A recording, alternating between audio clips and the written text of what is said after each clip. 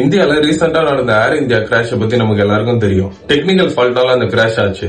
8 March 2014ல கிட்டத்தட்ட 227 passengers 12 crew மெம்பர்ஸோட Malaysia MH370 கரெக்டா 12:42க்கு மலேசியால இருந்து பெய்ஜிங் சைனாக்கு டேக் ஆஃப் ஆகுது. டேக் ஆஃப் ஆகி ஒரு 1 hour கூட ஆகாம கிட்டத்தட்ட 1:19 ரேடார்ல இருந்து அந்த பிளைட் மறைஞ்சு போகுது. அந்த பிளைட்டோட பைலட் ஜஹாரி அகமது ஷா, கூட கோ பைலட் ஃபரீத் அப்துல் ஹமீத் அப்படின்றவர். மலேசியால இருந்து டேக் ஆஃப் ஆகி சைனா போற பிளைட் ஒரு ஸ்ட்ரைட் டைரக்ஷன்ல போகாம கிட்டத்தட்ட 1:19 அந்த பிளைட் யூட்டர்ன் ஆகுது. லாஸ்டா நைட் அந்த 1:19 முன்னாடி கடைசியா பைலட் கிட்ட இருந்து லாஸ்ட் வாய்ஸ் நோட் வருது, குட் நைட் மலேசியா அப்படின்னு. கிட்டத்தட்ட பிளைட் யூட்டர்ன் ஆகி ஆஸ்திரேலியா சைடு போறப்போ மிட் நைட் 2:22க்கு பிரைவேட் சேட்டிலைட் ஒண்ணு அந்த மலேசியன் பிளைட் அந்தமான் சைட்ல தான் பறந்துட்டு இருக்கு அப்படின்னு அந்த பிரைவேட் சேட்டிலைட் ரேடார்ல ட்ரேஸ் பண்ணுது. அந்தமான் சீயை தாண்டி சவுத் வெஸ்ட் இந்தியன் ஓஷன் கிட்ட போயிட்டு இருக்கு. வேர்ல்ட்லயே எக்ஸ்பென்சிவ் சர்ச் பண்ணது இந்த பிளைட்டுக்காக தான். கிட்டத்தட்ட 1,20,000 கிலோமீட்டர்ஸ் இந்த பிளைட்டுக்காக சர்ச் பண்ணிருக்காங்க ஓஷனை சுத்தி. இந்த பிளைட் ஹைஜாக் பண்ணது அந்த பைலட் ஜஹாரி அப்படின்ற மாதிரி நிறைய தியரி இருக்கு. கிட்டத்தட்ட இந்த பிளைட் 40,000 ஃபீட்டுக்கு தான் ஏர்ல பறக்குமா மேல, அது வரைக்குமே அவருக்கு போயிருக்காருன்ற மாதிரி ஒரு தியரி கூட இருக்கு.